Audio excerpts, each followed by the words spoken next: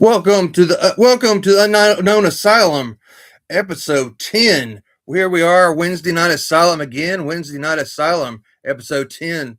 Who would have thought we would have lasted this long? All right, look, let's get some stuff off my chest a little bit and move on forward with some wrestling. All right, everybody hates going to the dentist. Everybody hates going to the dentist. I don't care who you are, you hate going to the dentist. You hate that shot in your mouth. You hate the drill. You hate the people being so up and close to you. You hate somebody, you know, manipulating stuff in your mouth. I mean, gosh, when I saw MJF stick that needle through Hangman Adam Page's cheek, I was like, God, I can't believe it. I mean, it just shocked me. It was just a shock factor of it.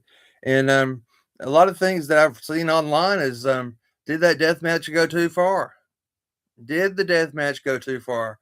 That's the question of the day. And my answer response to that is, I don't think it went too far.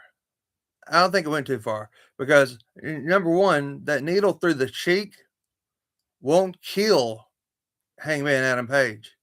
All right, those brutality, high jumps, high leaps, high bumps, the wrestlers of the original Extreme Championship Wrestling took could have killed him. I mean, I don't know if you watched the Dark Side of the Ring episode of New Jack or not, but he was talking about throwing can't think of the guy's name off the scalpel, and was wanting to throw him so hard that he hit the floor from way up high on the scaffold, and if he would have not landed the way he landed and hurt himself that way, and he actually hit that concrete floor, he would have been dead. And I'm sure New Jack should have been or would have been charged with murder. I mean, now that would have been too far. Killing somebody in a death match intentionally, intentionally killing somebody in a match or a death match is going way too far. All right. But Hangman and MJF both knew what they were getting into. They both knew what was on the line. They both knew the build up to the match that they gave it, and that the build up to the match that they gave it was they were going to destroy each other. Because if Hangman lost, which he did, if Hangman lost, he was going to play the Cody Rhodes route and not get another title shot or ask for another title shot or whatever for as long as he was in AEW. Okay, he lost. Let's see how long it happens, man. Let's see how long it happens until somehow, some way, Hangman's back in the title picture. Because we all know these heroes, man. These hero wrestlers, they lose matches where they're never supposed to get a title shot again, and they always wind up eventually, somehow, some way, at some point in time, get a title shot again. I mean, it never fails. I mean, if that was to fail, it wouldn't be professional wrestling. And the only reason it failed with Cody Rhodes is because he jumped ship to WWE. That's it. That's it. If he stayed in AEW, he would have eventually migrated from the TNT Championship, which he made famous, to the big time AEW World Championship. I mean, that's just the bottom line. But was the Texas death match bloody? Yes. Was it crazy? Yes. Did it go too far? I mean, I think there's a lot. I mean, they didn't pull knives out and start stabbing each other or anything like that. I mean, they didn't actually kill each other. So, I mean, no, I don't think it went too far. And then that makes me ask this question. I watched the match tonight, the coffin match with Darby Allin, right? And I saw Darby Allin and his opponent, I can't think of his opponent's name right now, busting each other open. It's like, and then that made me think of the strap match a week or two ago or whenever that was between Tekla and Chris Statlander. And it's just like, I think of all these times in AEW where wrestlers are getting busted open. I mean, they're just busted wide open. And it's like, then, it makes me think when they use adult language on wrestling in AEW, or when they do stuff like that. It's just like, does it take an R rating to make wrestling fun? Does it take an R rating to make wrestling enjoyable? Do you have to see somebody bloody as hell to make wrestling enjoyable? That's the question. And for me, the answer to that is no. I mean, we rarely see blood in WWE. I mean, Usos recently busted open CM Punk, and then I'll get to this main piece of subject matter in a minute or a little later. But Cody Rhodes, I mean, Cody Rhodes got busted open by Randy Orton, and I'll get to that full story a little later. But we rarely see blood in WWE anymore. I mean, WWE calls themselves a family friendly company, yet their ticket prices are not family friendly. I mean, it takes a couple, months of pay periods for somebody to afford a decent seat. You know what I'm saying? It's just like, but they're not family friendly. I mean, they're just not as far as ticket prices go. But as far as in ring competition, yeah, they're family friendly because the Attitude Era is gone. The Attitude Era is gone. I mean, will the Attitude Era ever come back? No, not in WWE. And I don't think that AEW will go as far sexualized as the WWE went in the Attitude Era. And so in mainstream wrestling, will the Attitude Era come back? No, I don't think it's going to come back at all. And I don't think it takes that. And this is coming from a published author who's published 20 something books, and they're R-rated books. And I make my living selling books as the rated R novelist. And what can I say? I write R-rated books. I write R-rated superhero stuff and different action adventure stuff. And but I mean, I wouldn't write something that I wouldn't. I won't write something that I wouldn't read myself. It doesn't take an R rating for me to watch a movie. It doesn't take an R rating for me to watch a cartoon. It doesn't take an R rating for me to watch wrestling. It just doesn't. Not at all. I mean, not at all. So my question is this: does it take an R rating to make wrestling, enjoyable? And I don't think it does. I don't think we need matches all the time or extreme matches all the time, or a switch in a face to a heel, or every month, and say some out involves and busts open the champion, and it's just like it doesn't. Yeah, I'm working off a checklist here. Excuse me, and working off a checklist.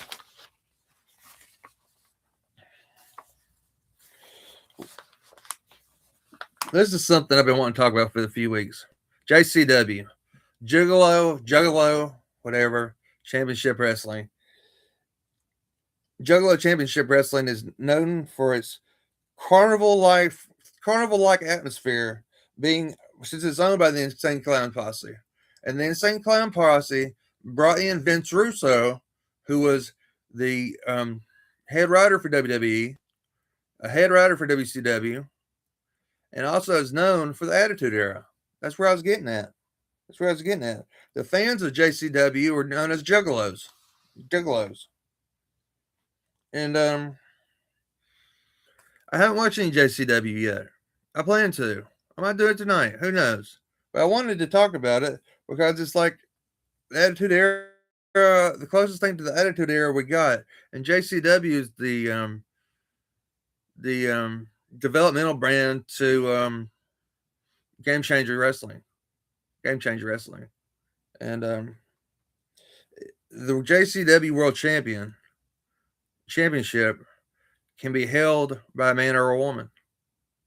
Now, that's something you haven't heard of except in Impact when I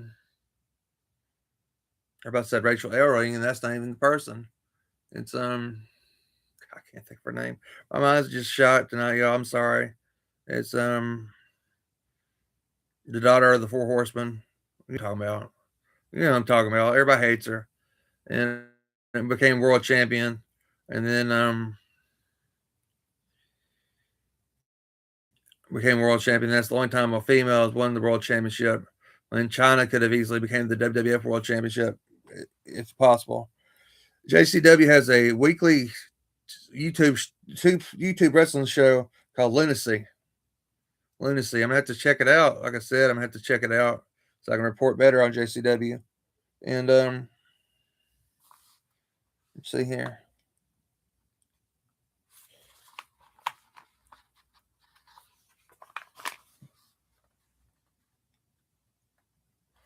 Yeah. So JCW was they brought in Vince Russo few months back to do the writing for him. So they had to be the closest thing to the Attitude Era that there is today. And that's on YouTube. So you won't see it on TV. That's what I'm saying. That's the point I'm making. Is that you won't see it on TV. You won't see it on TV at all. And just checking this off here. It's just like I don't know. People that think the Attitude Era is coming back to TV is just wrong. And I'm gonna have to check JCW out and check out exactly what they're like. I mean, honestly, check out what they're like because I'm interested.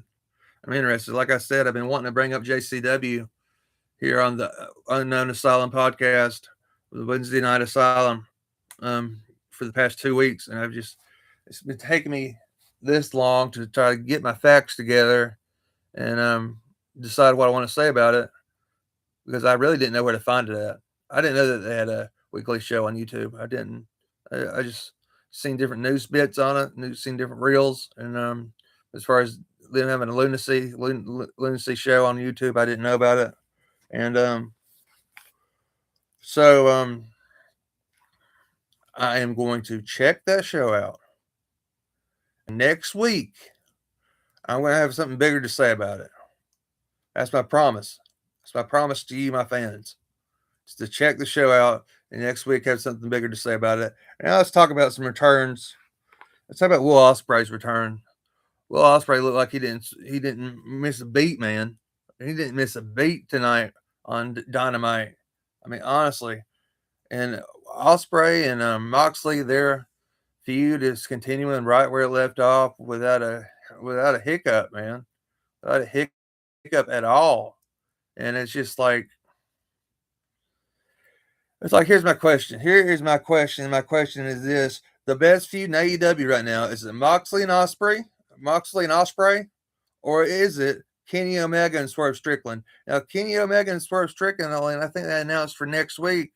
Omega's putting his EVP card on the line, and Strickland's putting his number one contendership on the line. Now I'll go ahead and predict. My prediction is Strickland's going to win. Why? Because it makes good TV. It'd make good TV to make the guy who says he has all the power have the power. That's the bottom line on that. Take that however you want to say it. I'm just saying. That's just the truth on that issue. I don't know. Osprey and Moxley, that title is going to be on the line one day between them. I'd guess at a pay per view. I mean, I'd guess it'd be at a pay per view because that's the only thing that makes sense.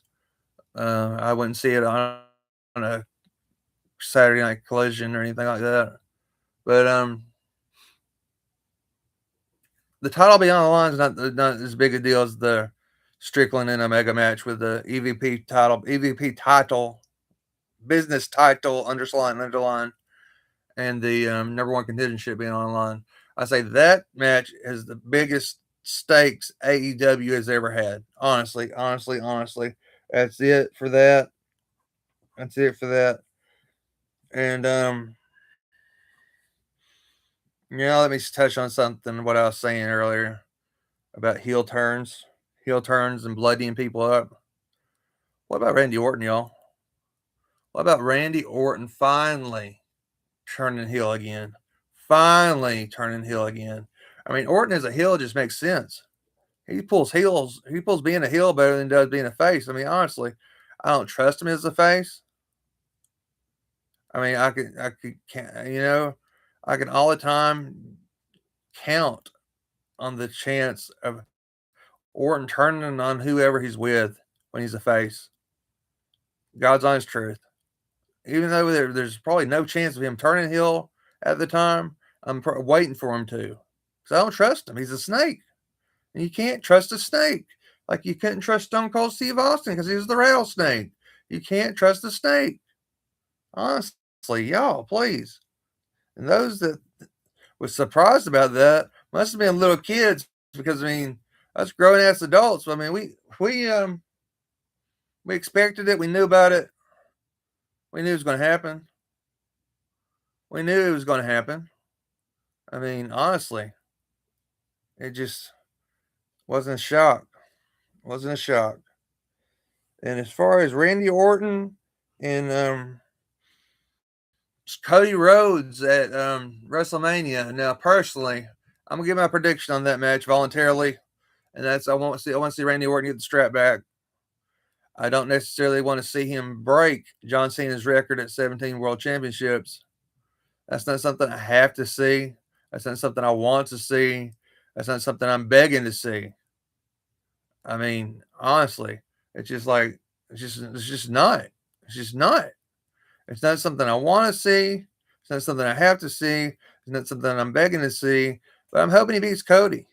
I really do. I hope he beats Cody and gets the strap back because it's been a while since he's been champion. Number one, and number two, the last promoter I worked for, Sir William. Now, Sir William, I don't know if you're watching this or not, but I'm going to be nice. I'm going to be extremely nice to you right now by what I'm fixing to say. So don't take, don't don't just close the video out thinking I'm going to be ugly about you because I'm not, brother. But you are a huge Cody Rhodes fan, Sir William, and that is one thing that was a pet peeve of mine about you, Sir William, was that you loved Cody Rhodes so daggone much.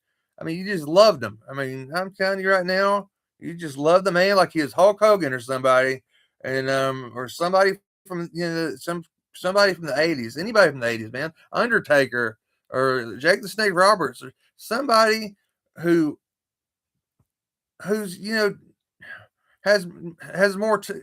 John Cena is a bigger hero than Cody Rhodes, and that's saying a lot for me. Hey, saying a lot for me. John Cena is a bigger hero than Cody Rhodes because I mean John Cena had all his wishes. All those kids are dressed up like John Cena, and just like I'm just saying, John Cena is a bigger hero than Cody Rhodes and a better actor than Cody Rhodes, better than Cody Rhodes in every single way. And this is coming from a person who doesn't even like John Cena, Sir William. I don't even like John Cena.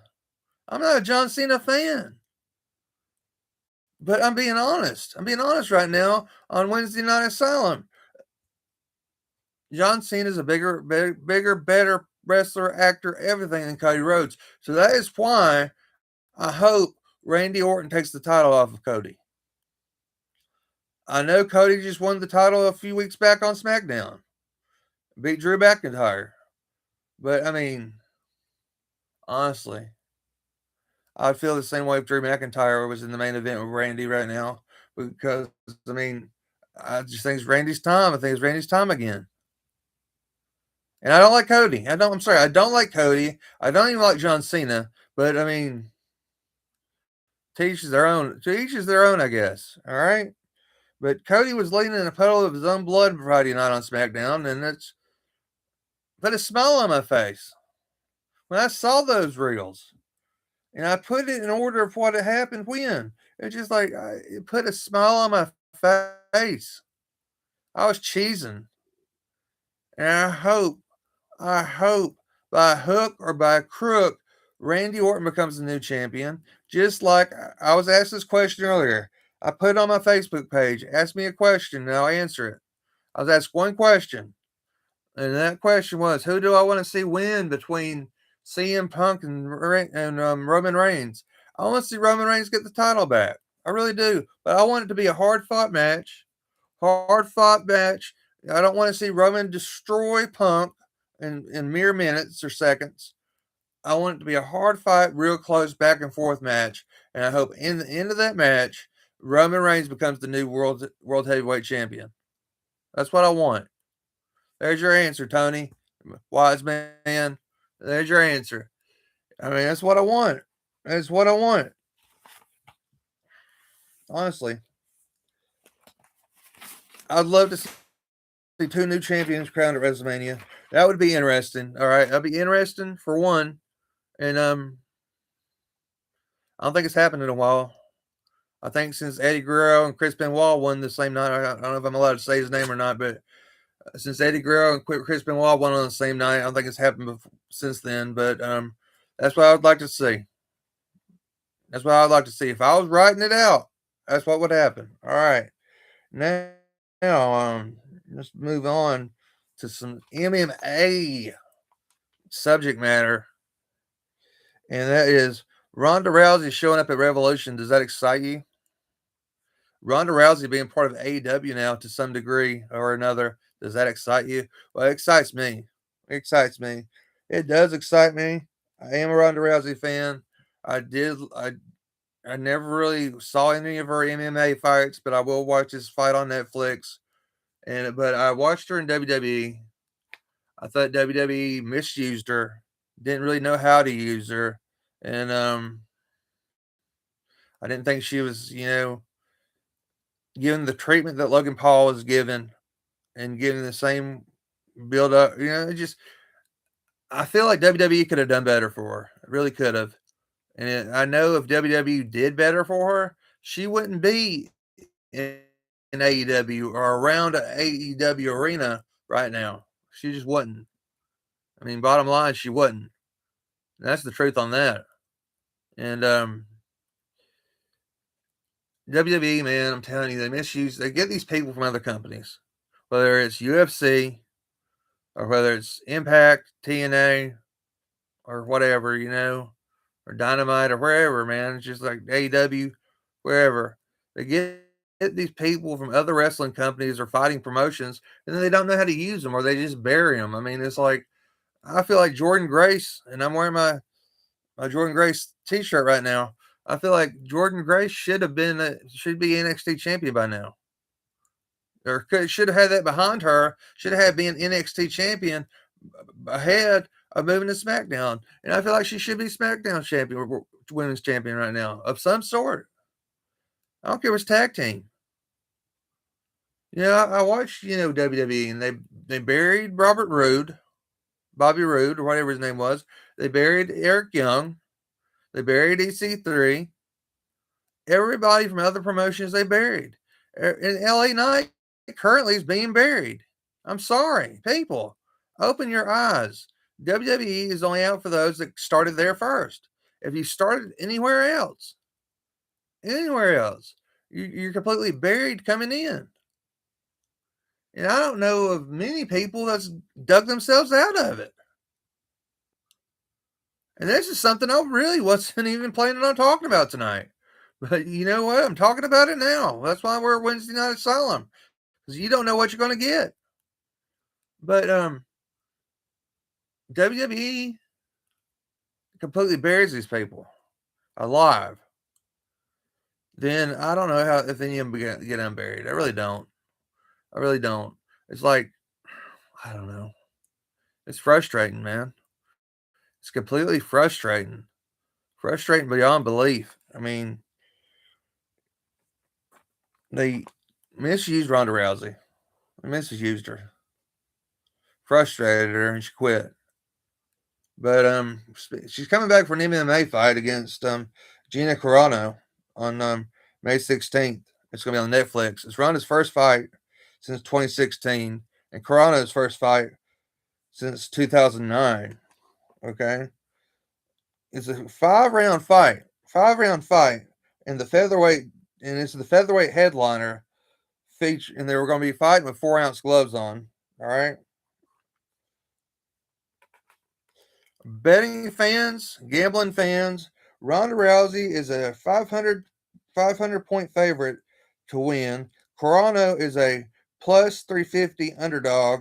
Rousey Rousey's coming into the fight at age 39 with a 12 win, 2 loss record. Chrono Chrono's coming out of retirement after losing. Oh yeah, wait, never mind. Hold on. You know what? I guess I go so fast I just scribble. Rousey is 39 with a 12 win, 2 loss record, coming out of retirement to losses to Holly Holm and Amanda Nunes. So that's the last 2 fights that Ronda Rousey fought and lost. It was Holly Holmes and Amanda Nunes. All right. Carano is 43, holds a 7 win, 1 loss record. Her last fight was in 2009, where she lost by TKO against Chris Cyborg. Okay. Now, do I think it's a coincidence that Ronda Rousey is showing up in AEW maybe 2 months and change, 2 months and a week before her fight against Chris Carano? No, I don't. I don't think it's suspect at all. I don't think it's a coincidence at all.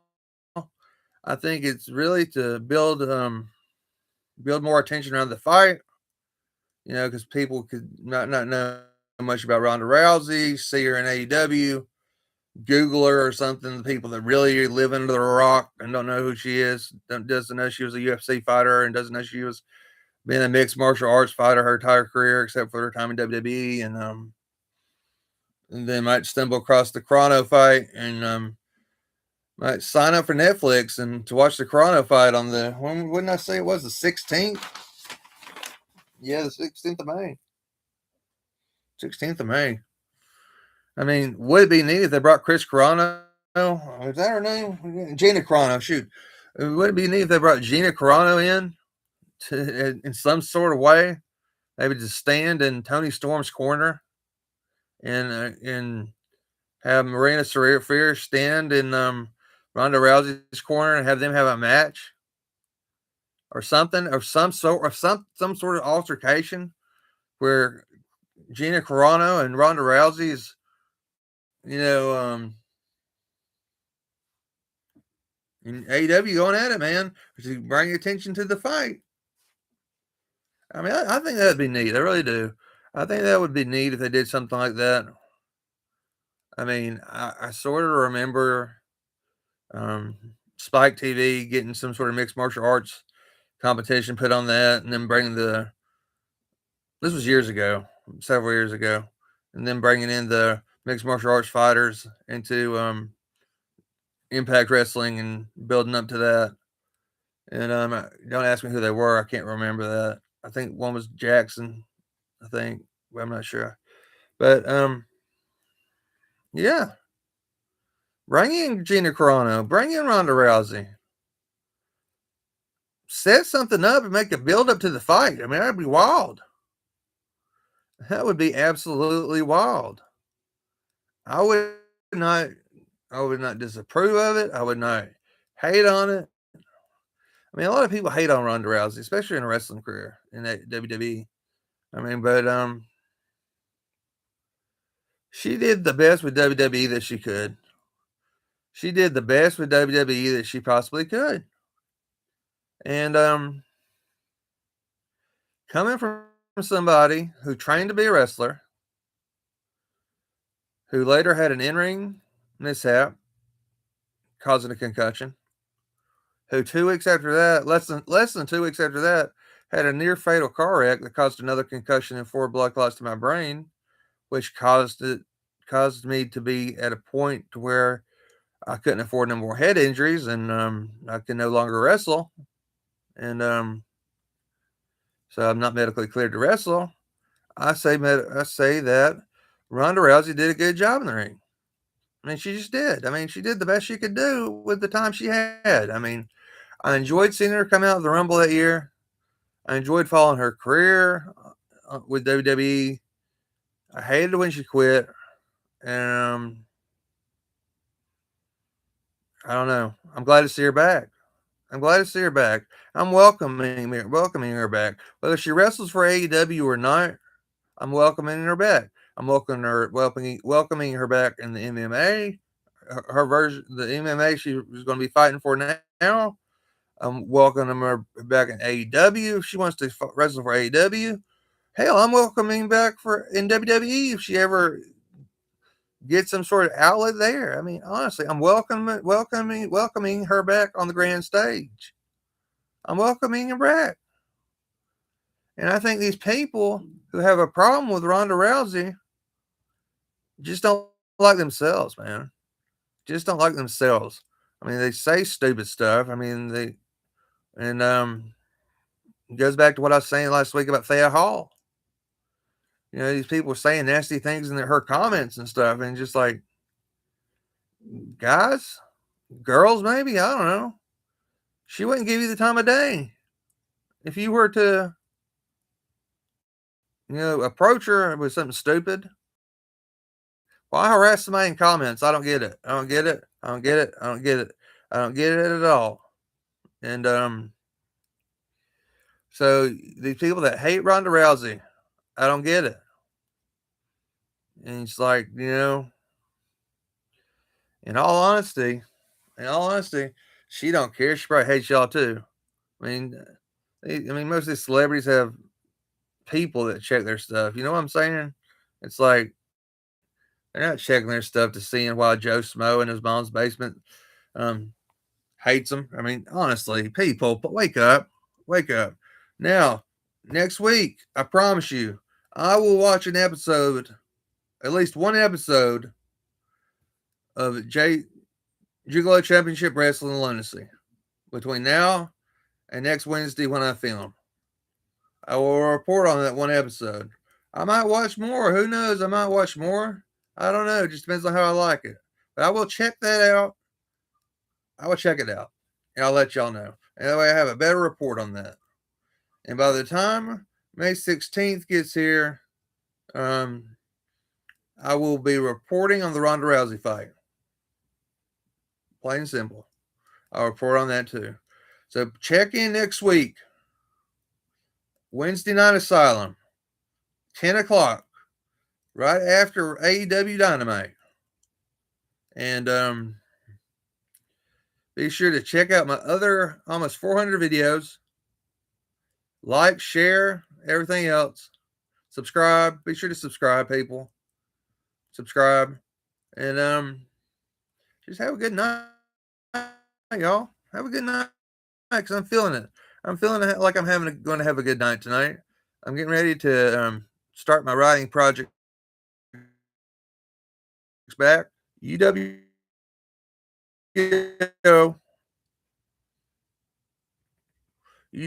out.